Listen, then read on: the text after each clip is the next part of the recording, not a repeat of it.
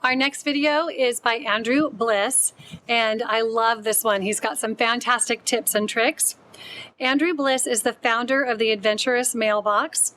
It offers educational packages that use adventure to introduce kids to world cultures as well as computer coding. He lived abroad for over 15 years and launched his business to inspire kids to embrace the world and the people in it. In this video, he discusses the importance of teaching kids about world cultures, and he offers a bunch of interesting ways to bring the world into your home this summer. The impact of doing so can be profound and last a lifetime. So let's watch Andrew's video. Hey there, I'm Andrew Bliss from the Adventurous Mailbox, and these suggestions are coming to you from Taipei, Taiwan, where I've been for the past 10 years, after briefer stints in China, Korea, and Japan. Now, my suggestion this summer is to bring world cultures into your house as much as you possibly can. Now, I'm not suggesting you try to make your house look like a market in Tangiers, but bringing other cultures into your house really can have a profound effect. For starters, the most obvious reason cultural education is important is that as the countries of the world get closer and closer, the chances are the kids of today are going to need to collaborate with people from other cultures. There are little nuggets to learn from every culture that will just make communication more fluid and more successful.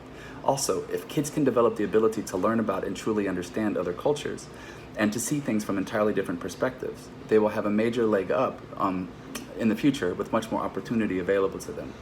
Now, in addition to this, the amount of personal growth that comes from exploring other cultures also makes the endeavor well worth the time.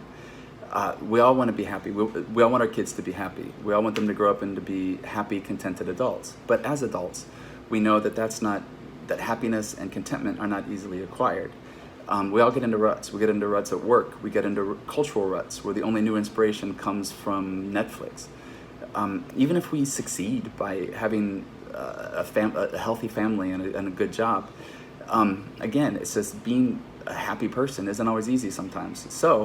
But if a child learns to study and appreciate other cultures or even pick up another language, more prospects and ideas will be available to just make life richer. Just learning about other cultures opens up a world of options and choices that would have otherwise been undiscovered. Along these same lines, studying other cultures also helps kids who may feel out of place in their own, whether they're in the suburbs or the countryside or an urban environment, or even in their country as a whole. Learning about other countries and cultures can give them inspiration to push on and not be limited by the surroundings that they don't feel suits them. It can serve as a window out and ease a massive pressure that a lot of kids feel to conform.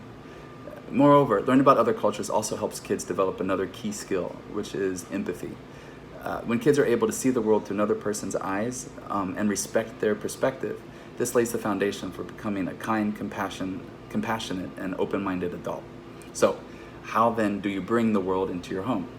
Well, here are a few of my ideas. The first is adventure eating. If you love to cook, cook around the world. Get on Google. Google recipes from Brazil, from Peru, but don't get the koi, it's guinea pig. Google some recipes from Hungary, and just explore. You can learn some new spices, some new techniques that maybe you can incorporate into your own daily cooking. If you don't want to plop down the fortune it'll probably take to buy all the ingredients and the new gadgets that you need at Whole Foods, you can also just go out to eat. Go out to eat once a week, once a month, and every time try a new ethnic restaurant. And go to those neighborhoods. Try Korean food, and before you go, study about it a bit. And then while you're eating it, really talk about the taste and the texture and what do you think it tells you about the culture that it comes from. And also just go to the very neighborhoods. Like if you want to have some Mexican food, don't go to the chains in your own neighborhood. Go down to the Mexican neighborhood. That's where you'll find the authentic restaurants. The same is true for any city with sizable ethnic neighborhoods. The food there is going to be so much more representative of the culture it comes from. Another idea I have is to have a foreign film night. Develop a taste of the subtitled. The movie traditions in India and France and Korea are all really strong. And so different. It's jarring at first, but once you develop a taste for them, a whole new world opens up, and you can discuss the culture it comes from the style of movie that it's making to the themes that are covered in it. It's really a fun way to explore the world. Another idea I have is to celebrate a new holiday. There's a lot of lists online for the culture, for the holidays around the world, and you can always find some. And find one that you think is interesting, and then find a way to celebrate it at home. You can pair it with some snacks, and do some of the traditional and follow some of the traditions that they do during the time, and just generally have a learning day about another culture. And how fun would it be when the kids walk in the door to douse them with water, and then when they look at you all confused, tell them Happy Songkran, and then tell them to go get dried off so you can study about the water festival from Thailand. Yeah, so that can be a lot of fun. Something else you can do is follow other explorers around the world. There are thousands of people running around the world, blogging their little hearts out. And some of them are really good. Some of them are really annoying, very self-congratulatory for their world travels. And some of them are just screaming, please look at me. But some of them are just really cool, smart people sharing their travels. And these make for great reads, especially for kids. This can give them that inspiration to think, oh, I want to do that too. I want to go see the world. And once they get that little spark, that's the spark that can get them through their whole day at school. Yeah, so once you just Google around, find some people with a style that you like, and then just follow them. They generally come out with a blog article at least once a week. Something else you can do, which my brother actually did this past summer when I was home, surprisingly, is have a world culture dance party. I've never seen my brother dance before. But anyway, explore world music. Get on Spotify, get on iTunes, and search through other countries.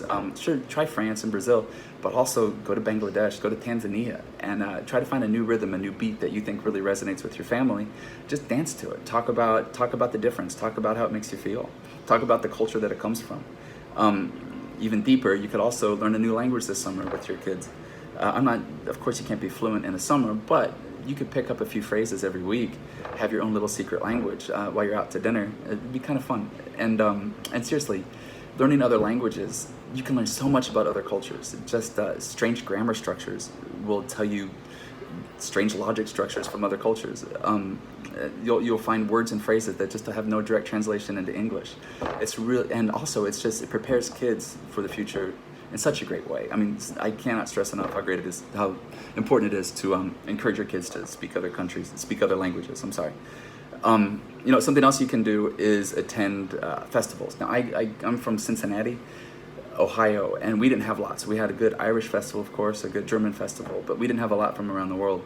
But if your city does, go to it, or go to a neighboring city that does, because it's really worth it. Not only can you fill your belly with some amazing food, but you'll be able to hear some great music, you're gonna see some art. It's gonna be just full of people that are really proud of their culture, and that's a great experience for any kid to see.